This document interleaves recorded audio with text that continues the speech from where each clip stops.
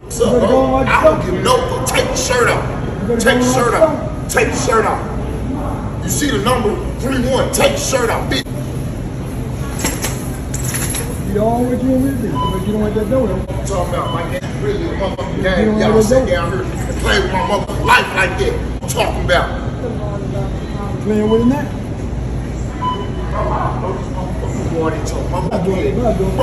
I'll blow your goddamn. Get your ass out that door. Get out that door. Miller! Get out that door. Get out that door. Miller, why you make them pull you to that point, David?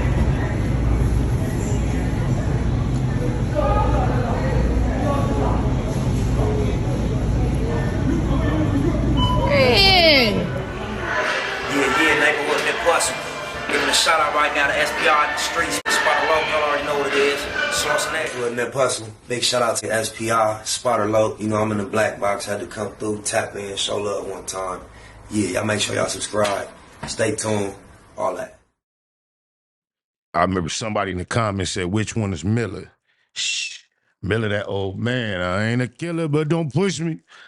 The event is like the sweetest joy, and it's getting picture paragraphs unloaded, wise words being quoted, peep the weakness in the rap game and sold it. Bow down, pray to God, hope. I got carried away. With a little R&R rolling up while we get into a random reaction, man. I'm sure a lot of people could use this game. This is something I attempt to practice, and I'm not perfect, but I'm not who I once was.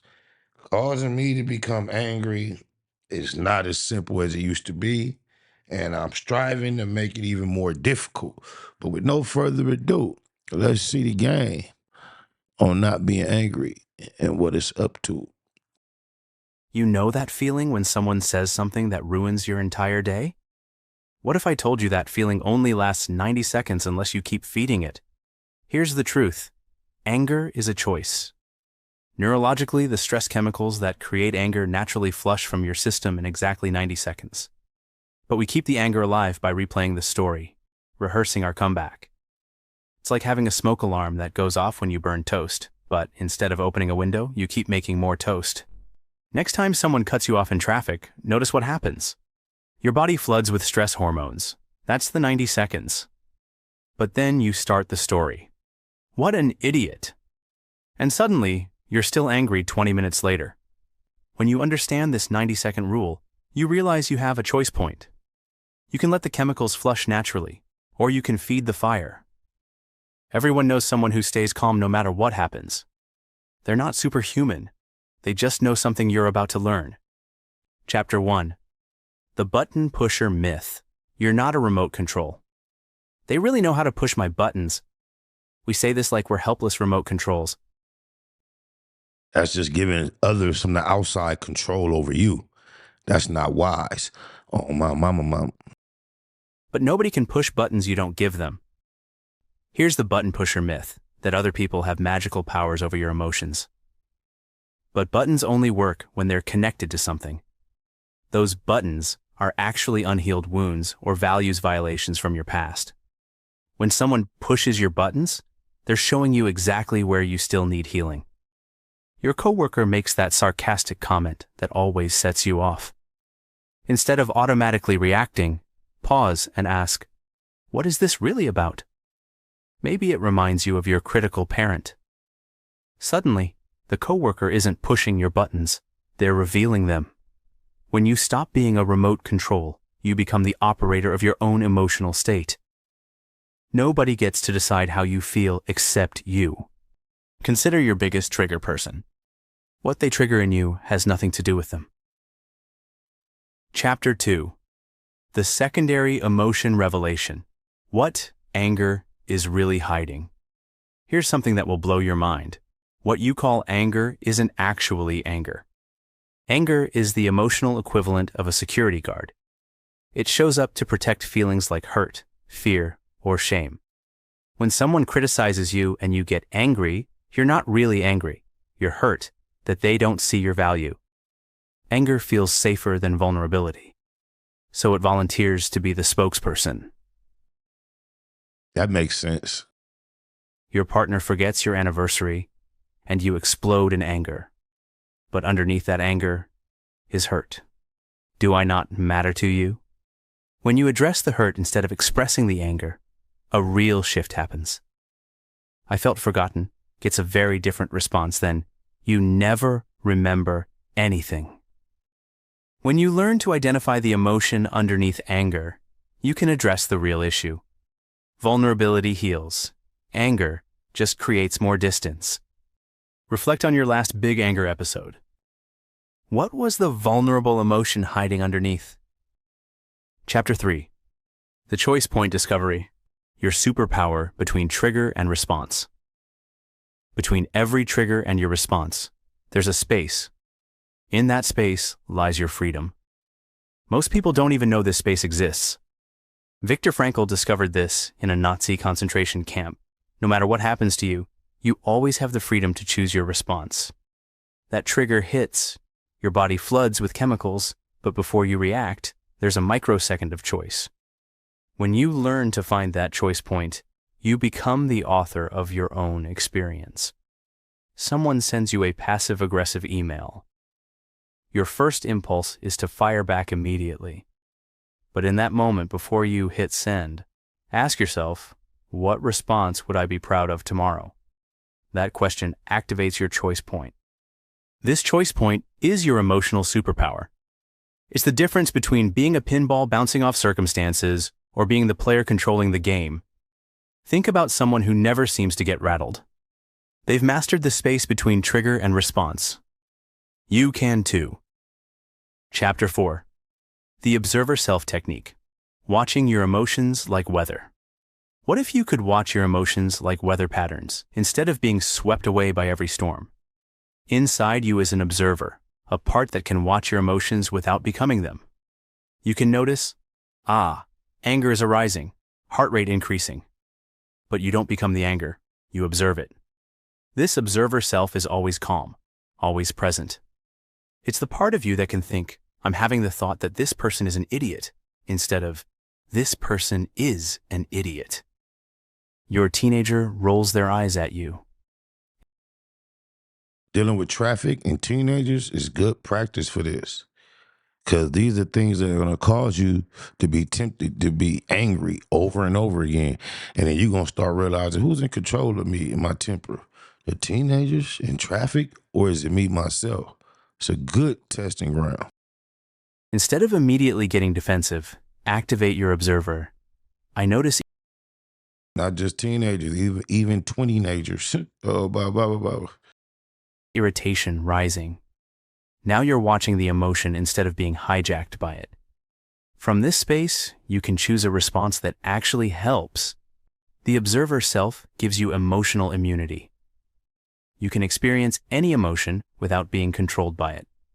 Think about a time you stayed calm in chaos. You were using your observer self. Now you can do it intentionally. Chapter 5. The Reframe Revolution. Difficult people as emotional trainers. What if difficult people aren't obstacles in your path, but personal trainers for your emotional fitness? This perspective shift will change how you see every challenging person. Every difficult person in your life is showing you exactly where you need to grow. That critical boss, they're training your resilience muscle. That passive-aggressive neighbor, they're developing your boundary-setting skills. Just like a physical trainer puts you through uncomfortable exercises to make you stronger, The Bible says a soft answer turneth away wrath, meaning when somebody coming at you with fire, if you just be real smooth and calm and not react the way they getting at you, it's the best defense to cause them to stop getting at you like that. It's kind of like what The Secret says too. emotional trainers build your emotional strength. Your micromanaging boss sends their 15th email today. Instead of thinking, they don't trust me, try, they're helping me practice staying calm under pressure. Suddenly, this isn't personal persecution, it's emotional strength training. It seemed like this was derived from The Secret. You start responding with curiosity. What do you need to feel confident about this project? When difficult people become trainers, you stop being a victim and become a student. Every interaction becomes an opportunity to level up emotionally. Examine your most challenging relationship. What strength is that person helping you develop? Learn something new? Hit that like button, share it with others, tap subscribe, and stick around for more. Got thoughts? I'd love to hear them in the comments. Chapter 6. The Boundary Blueprint. Protecting your peace without walls. Boundaries aren't walls to keep people out. They're gates with you as the gatekeeper. Here's how to protect your energy without becoming a fortress. Healthy boundaries are like the skin on your body. They let good things in and keep harmful things out. You just need to be clear about what you will and won't accept. I understand you're frustrated, but I don't respond well to yelling. Can we talk when you're calmer? This isn't aggressive. It's assertive. Your friend constantly complains, but never wants solutions. Instead of getting frustrated, set a boundary. I care about you, but I can only listen to this problem for 5 minutes unless you want to brainstorm solutions. You're protecting your emotional energy while still being supportive. Boundaries preserve your capacity to actually help people instead of burning out from their drama. You can't pour from an empty cup. Identify someone who drains your energy. What boundary would Why he got on a bow tie, though? Who chose to put that on you? protect your peace with them? Chapter 7. The Timeout Protocol. Strategic Retreat versus Running Away. There's a difference between strategic retreat and running away. One makes you stronger, the other makes you weaker. Here's how to know which you're doing. Sometimes the most powerful thing you can do is temporarily remove yourself from a triggering situation. This isn't weakness, it's wisdom. You're giving your nervous system time to reset and your prefrontal cortex time to come back online. I need to take a break from this conversation. Let's continue when I can respond thoughtfully instead I like that wisdom over weakness. of reactively. You're not abandoning the situation. You're approaching it more skillfully. Your spouse brings up a sensitive topic, right when you're stressed from work. Instead of snapping or shutting down, say, "This conversation is important to me, but I'm not in the right headspace right now. Can we talk about this after dinner?" You're honoring both the topic and your emotional capacity. Timeouts prevent damage that takes weeks to repair. 5 minutes of space can save hours of cleanup conversations. We've all said things in the heat of the moment that we regretted later. Timeouts prevent those moments. Everyone needs breaks sometimes. The mature approach is asking for them instead of just taking them. Recall a conversation that went badly because you were already overwhelmed. A timeout could have changed everything. Chapter 8. The Trigger Map Method. Know your emotional landmines.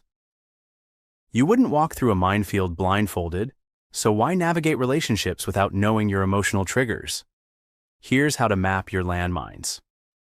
Your triggers aren't random. They follow patterns. People who remind you of your critical parent. Situations that echo past rejections. Words that hit old wounds. When you map these patterns, you stop being surprised by your reactions. Ah, this person's tone reminds me of my ex-boss who never trusted my judgment. No wonder I'm feeling defensive. Knowledge is power. When you see the landmine, you can step around it instead of stepping on it. Keep a simple trigger journal for 1 week. When you get triggered, note, who was involved? What specifically did they do or say? What did it remind you of? You'll start seeing patterns. I always get triggered by authority figures who are impatient, or sarcasm always sets me off because my sibling used it to hurt me. When you know your triggers, you can prepare for them. Preparation transforms reaction into response. You become proactive instead of reactive. Everyone has emotional triggers. Most people just don't understand them. Understanding yours is emotional intelligence in action. Notice what consistently triggers you. What pattern do you see? That pattern is your roadmap to freedom. Chapter 9. The Compassionate Distance. Caring without carrying. You can care about someone without carrying their emotions. You can love someone without living their drama. Here's how to find that balance. Compassionate distance means maintaining emotional boundaries while keeping your heart open. You can witness someone's pain without absorbing it. I see that you're struggling, and I care about you. How can I support you without taking on your stress? It's like being a lifeguard. You throw them a life preserver, but you don't jump in and drown with them. Your friend is going through a bitter divorce and calls you daily to vent. Instead of absorbing their anger and pain, say, I want to support you through this. Let's set aside time twice a week to really talk, and the other days, let's focus on positive activities together. You're being supportive without being consumed. Compassionate distance preserves your ability to actually be helpful long term. And a person overwhelmed with a divorce, you are not going to be able to censor how they vent. You're either there for them or you're not. This is a little too calculated. Oh, my mama. Burned out helpers help no one. Everyone knows someone who carries everyone else's problems. That's not sustainable or actually helpful. Consider someone whose drama tends to consume you. How could you care without carrying? Chapter 10. The Story Stopper, Breaking Free from Mental Narratives. You're not experiencing reality, you're experiencing your story about reality. Change the story, change your emotional experience. Here's how to become the editor of your inner narrative. Every time someone triggers you, your mind creates a story. They don't respect me. They're trying to control me. But these are interpretations, not facts. What if their sharp tone means they're stressed, not that they dislike you? The story you tell yourself determines your emotional experience. Your boss gives you feedback in a curt email. Story number 1. They hate my work and want to fire me. Result: anxiety and defensiveness. Story number 2. They're busy and want to help me improve quickly. Result: curiosity and gratitude. Yeah, this is straight from The Secret, bro. No doubt. Same email, different story. Completely different emotional experience. When you become conscious of your stories, you stop being a victim of your interpretations. You become the conscious creator of your experience. Reflect on a recent upset. What story did you tell yourself? What other story could you have told? Knowledge without practice is just entertainment. Here's how to turn these insights into your new automatic responses. This is where transformation becomes your new normal. Integration happens through consistent practice, not perfection. Start with one technique and use it for a week. When someone triggers you, remember the 90-second rule. When you feel reactive, find your choice point. Each time you choose a new response, you're rewiring your brain. For the next week, pick just one technique, maybe the observer self. Every time you feel triggered, say, I notice emotion arising. That's it. What if you're not triggered within a week or so? By week 2, this will start becoming automatic. Small, consistent changes create massive transformations over time. The person who never gets bothered by anyone isn't born different. They've just practiced these skills until they became automatic. You can too. Everyone admires people with emotional mastery. Now you have the roadmap to become one of them. Think about who you'll be when difficult people no longer have power over your peace. That person is waiting for you. Leave Henry, come and be with our baby. You out your damn mind. You knew the rules when you got into this. It's Noonie. Good and goddamn well I ain't gonna leave my family. Leave your family.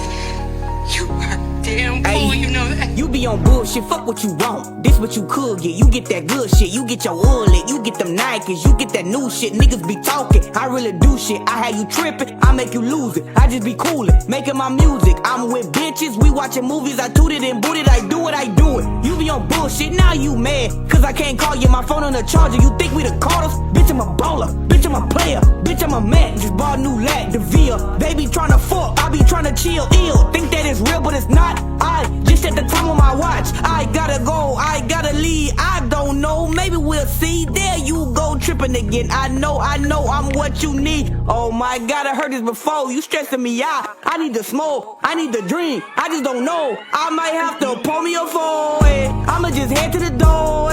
You could get your shit and go away. I just had to let you know that you be on bullshit. Fuck what you want. This what you could get.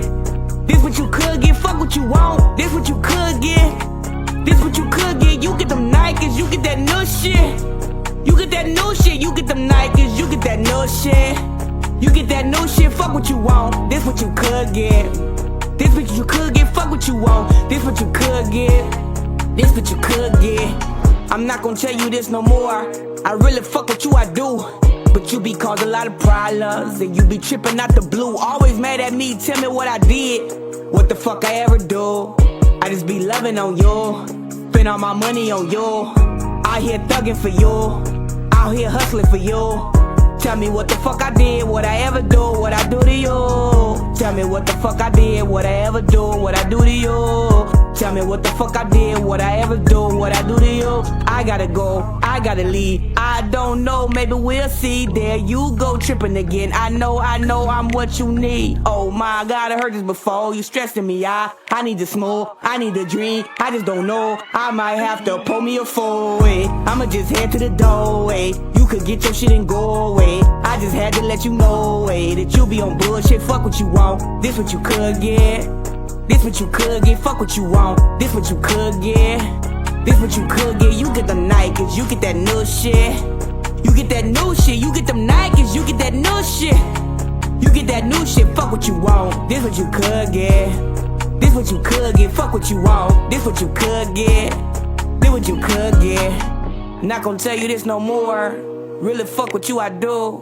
But you be causing a lot of problems. You be tripping out the blue. Always mad at me, tell me what I did. What the fuck I ever do. I just be loving on you. Spend all my money on you. Let me get you on camera. Where you from? California. Oh, for real, you know, I'm serious though. Watts, baby. I know where you from though. Where you from? Eastside PJ Watts. I'm from Grace 2 Rock, nigga. Right. They call you, homie? Big Slice. Big Slice? Yes, yes. Alright, nigga, they call me Puto, cuz. Right. It wasn't that personal. Big shout out to SPI, Spotter Low. You know, I'm in the black box. Had to come through, tap in, show love one time. Yeah, y'all make sure y'all subscribe. Stay tuned. All that.